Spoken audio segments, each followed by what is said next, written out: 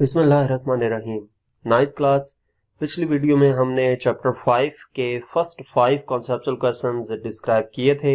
आज की वीडियो में हम क्वेश्चन नंबर 6 से स्टार्ट करेंगे। तो क्वेश्चन नंबर 6 की स्टेटमेंट है, what is the equation for calculating weight when the mass and gravitational field strength are known. कि हमने इसमें ये बताना है कि अगर हमें मास m की वैल्यू मालूम हो और ग्रेविटेशनल फील्ड स्ट्रेंथ यानी कि g की वैल्यू मालूम हो, तो इन दो वैल्यूज के होते हुए हम वेट w कैसे कैलकुलेट कर सकते हैं, वो हमने इक्वेशन लिखनी है। तो अगर हमारे पास मास m और ग्रेविटेशनल एक्सेलरेशन g की वैल्यू हो, तो इन दोनों की मदद से जो फार्मूला हमारे पास है वो w = mg है। इस फार्मूले से हम वेट मेजर कर सकते हैं।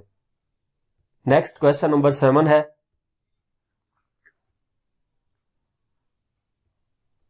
how is weight measured using a force meter and what does it indicate about the force of gravity acting on an object। कि वेट फोर्स मीटर की मदद से वेट कैसे मेजर किया जाता है और वो वेट जो है कैसे क्या इंडिकेट करता है फोर्स ऑफ ग्रेविटी के मामले में जो कि उस ऑब्जेक्ट के ऊपर अप्लाई हो रही होती है। तो अगर हम बात करें फोर्स मीटर की, तो फोर्स मीटर जो है वो मेजर करता है किसी भी ऑब्जेक्ट का wait by determining the force exerted on an object due to gravity। यानी कि ग्रेविटी की वजह से ऑब्जेक्ट के ऊपर जो फोर्स अप्लाई हो रही है उस फोर्स को वो फोर्स मीटर डिटेक्ट करता है। जो डिवाइस है वो इसमें स्प्रिंग अटैच होता है एक हुक के साथ और इसको कैलिब्रेटेड स्केल होता है जो कि उस फोर्स को न्यूटन में रीड करता है। यानी कि फोर्स मीटर जो है उसके ऊपर क्या होता है, प्रॉपर जिस तरह स्केल होता है ना, तो स्केल के ऊपर नंबरिंग हुई होती है। तो जो होगा हमारे पास फोर्स मीटर, इसके ऊपर फिर प्रॉपर स्केल बना होता है और जब ऑब्जेक्ट उसके ऊपर रखते हैं तो ऑब्जेक्ट के ऊपर ऑब्जेक्ट का जो वेट है वो बेसिकली क्या है, फोर्स है ना। तो फोर्स जो डाउनवर्ड अप्लाई हो रही है उसको डिटेक्ट करके न्यूटन्स में शो करता है। जो रीडिंग होती है फोर्स मीटर पे वो डायरेक्टली इंडिकेट करती है फोर्स ऑफ ग्रेविटी को जो कि उस ऑब्जेक्ट के ऊपर अप्लाई हो रही होती है। यानी कि उस ऑब्जेक्ट पे जो ग्रेविटी अप्लाई हो रही होती है वो कितनी है उसको डिटेक्ट करता है फोर्स मीटर। नेक्स्ट हमारे पास क्वेश्चन नंबर 8 है, define gravitational field strength and explain the significance in understanding the gravitational interaction between object. Gravitational field strength क्या है और हमने एक्सप्लेन करना है इस ग्रेविटेशनल फील्ड स्ट्रेंथ की significance understanding the gravitational interaction between two objects.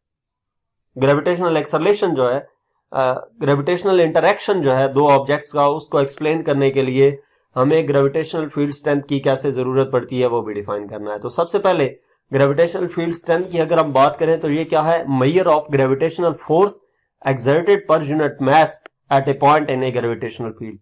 यानी कि ग्रेविटेशनल फील्ड में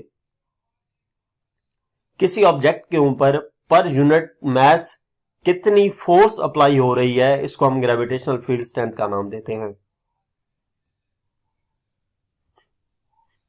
यह हमें क्या डिस्क्राइब करता है कि कोई भी ऑब्जेक्ट जो है उसको कितना स्ट्रांगली अर्थ पुल कर रही है अपनी तरफ। यानी कि अगर हम जी के इसको फार्मूले की मदद से लिखें तो जी इक्वल आता है F/m के। जी इसमें ग्रेविटेशनल फील्ड स्ट्रेंथ है, F फोर्स है और m इसमें मास है। Gravitational field strength provides a way to understand and quantify the gravitational interactions between objects. जो ग्रेविटेशनल, अब दूसरा इसका ऐसा यही था ना कि explain its significance in understanding the gravitational interaction between objects. तो जो ग्रेविटेशनल फील्ड स्ट्रेंथ है वो प्रोवाइड करती है वो रास्ता जिसके जरिए से हम क्या कर सकते हैं, अंडरस्टैंड करते हैं और क्वांटिफाई करते हैं ग्रेविटेशनल इंटरेक्शंस को। It is useful tool for analysing the motion of objects, calculating weight and studying celestial bodies. कि ये एक यूजफुल टूल है जिसकी मदद से हम ऑब्जेक्ट्स की मोशन को एनालाइज कर सकते हैं, वेट कैलकुलेट कर सकते हैं और कैलेस्टियल बॉडीज को स्टडी करने के लिए भी यूज किया जाता है। नेक्स्ट हमारे पास क्वेश्चन नंबर 9 है, what is the unit of weight in the international system of units and how does it relate to the unit of mass. कि वेट का एसआई यूनिट क्या है और ये यूनिट मास के साथ कैसे रिलेट करता है, मास के यूनिट के साथ कैसे रिलेट करता है। तो सबसे पहले यूनिट ऑफ वेट की बात करें इंटरनेशनल सिस्टम में, तो यूनिट जो है वेट का वो न्यूटन है, और न्यूटन क्या है, एक ड्राइव्ड यूनिट है। इसका मतलब ये है कि इस ड्राइव्ड यूनिट को इन टर्म्स ऑफ बेस यूनिट्स हम लिख सकते हैं। तो फार्मूला जो है वो वेट का W = mg है। वेट को हम न्यूटन्स में मेजर करते हैं, मास का यूनिट किलोग्राम और ग्रेविटेशनल एक्सेलरेशन का मीटर पर सेकंड स्क्वायर। इसका मतलब ये है कि न्यूटन इक्वल होता है kilogram metre per second square से। तो हमें जो कहा गया था कि how does it relate to the unit of mass, तो न्यूटन इस फार्मूले के जरिए से रिलेट करता है kilogram metre per second square के साथ।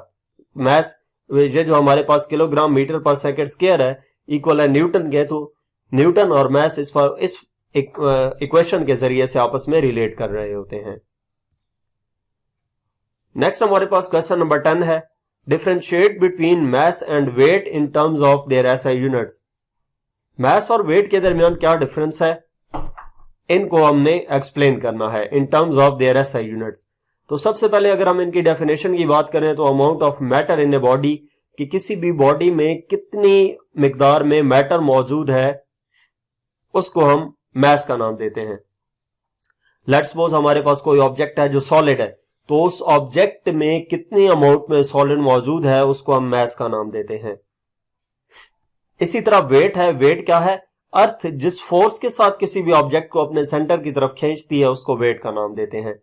मास एक स्केलर क्वांटिटी है, स्केलर क्वांटिटी से मुराद मास को डिफाइन करने के लिए, मास बताने के लिए हमें डायरेक्शन नहीं बतानी पड़ती, सिंपली हम क्या करते हैं, वैल्यू बताते हैं। जैसे 5 kg किसी भी ऑब्जेक्ट का मास हो सकता है, जबकि वेट वेक्टर क्वांटिटी है और इसको डिफाइन करने के लिए हमें डायरेक्शन की जरूरत होती है। हर ऑब्जेक्ट का वेट डाउनवर्ड होता है, क्योंकि वेट क्या है, वो फोर्स जिस फोर्स के साथ अर्थ किसी भी ऑब्जेक्ट को अपने सेंटर की तरफ खींचती है। इसके बाद मास का यूनिट क्या होता है, किलोग्राम, जबकि वेट का यूनिट न्यूटन होता है। मास हर जगह पे कांस्टेंट रहेगा, लेकिन जो वेट है वो कांस्टेंट नहीं रहता, उसकी वैल्यू चेंज होती है हाइट के साथ साथ। तो यहां तक इस चैप्टर के कॉन्सेप्चुअल क्वेश्चंस थे। मजीद किसी भी चैप्टर की एक्सरसाइज का सलूशन देखने के लिए हमारा चैनल विजिट करें। इसके अलावा अगर आप किसी भी सब्जेक्ट की ऑनलाइन या होम ट्यूशन पढ़ना चाहते हैं तो हमसे व्हाट्सएप पे कांटेक्ट कर सकते हैं। Thank you.